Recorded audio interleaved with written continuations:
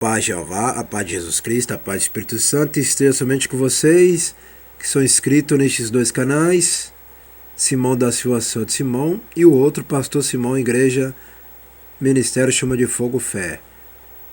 E seja bem-vindo à sede da Igreja Pentecostal, Ministério Chama de Fogo Fé de Verdade, que tem que ficar na rua Armindo Pereira, número 340, bairro São Pedro, cidade de Ponte Nova, Minas Gerais, Nação Brasil. É isso aí. Vamos começar o culto nessa data 29/4/2026. 29/4/2026. Nessa data abençoada desta madrugada de hoje. Vamos em Colossenses capítulo 4 dos ensinamentos, último livro e último capítulo.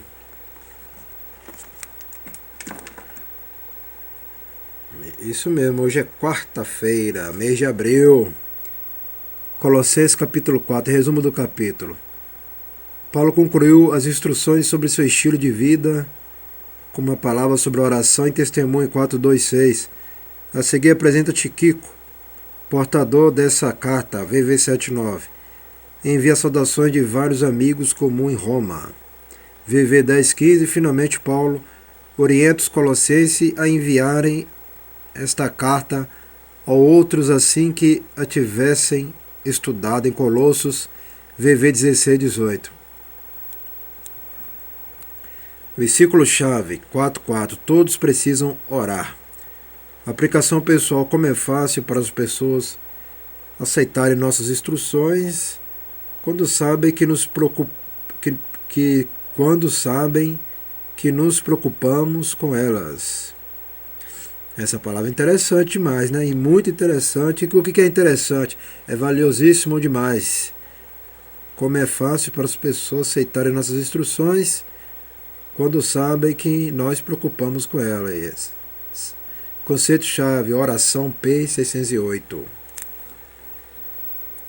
Destaque: perseverar na oração 4:2. O vocábulo grego cartereite sugere força e persistência. O ato de orar é um dever permanente do cristão, que é chamado para uma vigilância ativa e não para latergia. Tá vendo aí? Por isso tem que perseverar na oração.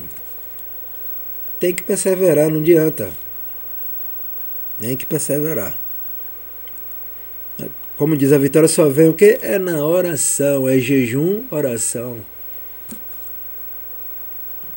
Vamos lá. Por nós, 4:3, uma das forças paulinas era a sua consciência da necessidade de orar. Corremos sério perigo espiritual sempre que nós sentimos capazes de prosseguir com nossas próprias forças, viu? O homem, a mulher, nunca vai vencer com as suas próprias mãos sozinho. Nunca. Nenhum homem e nenhuma mulheres do mundo, ninguém. Ninguém vence com suas próprias mãos, ninguém.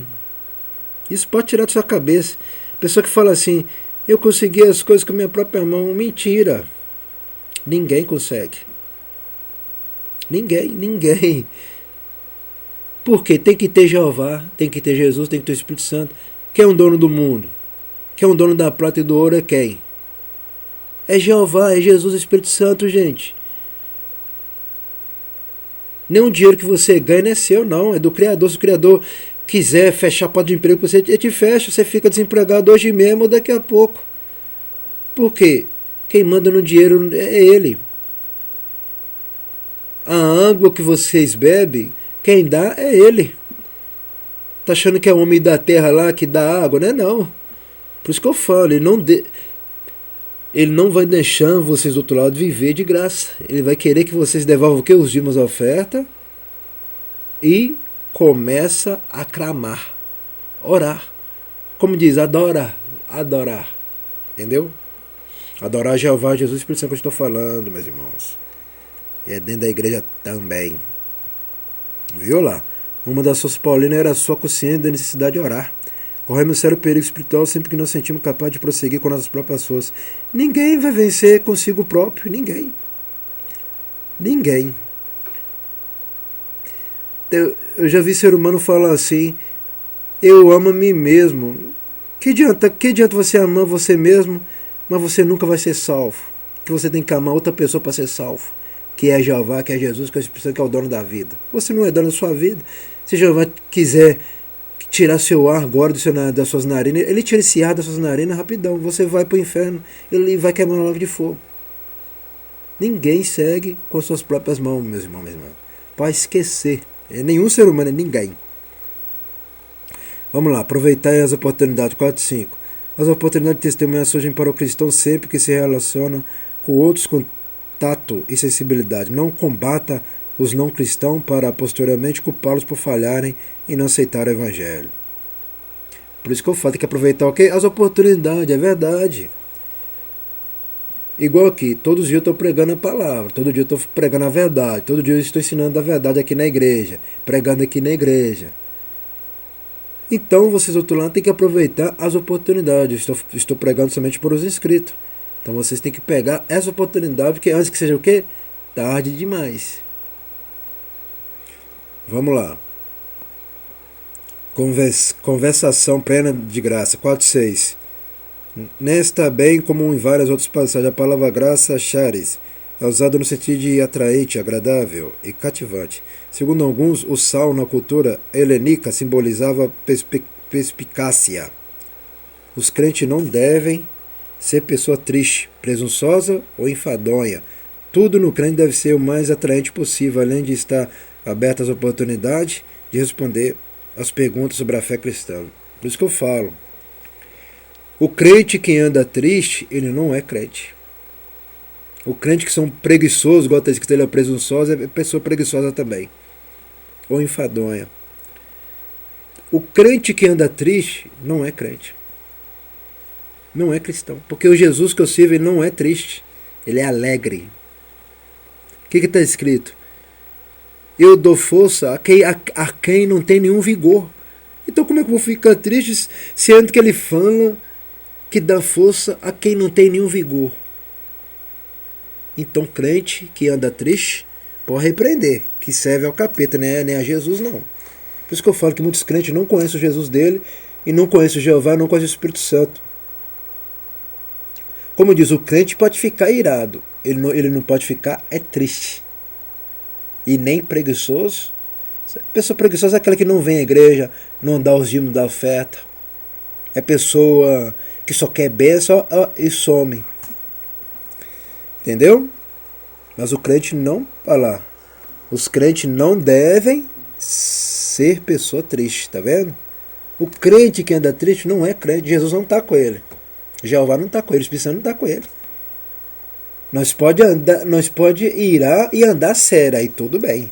Igual eu ando sério, né?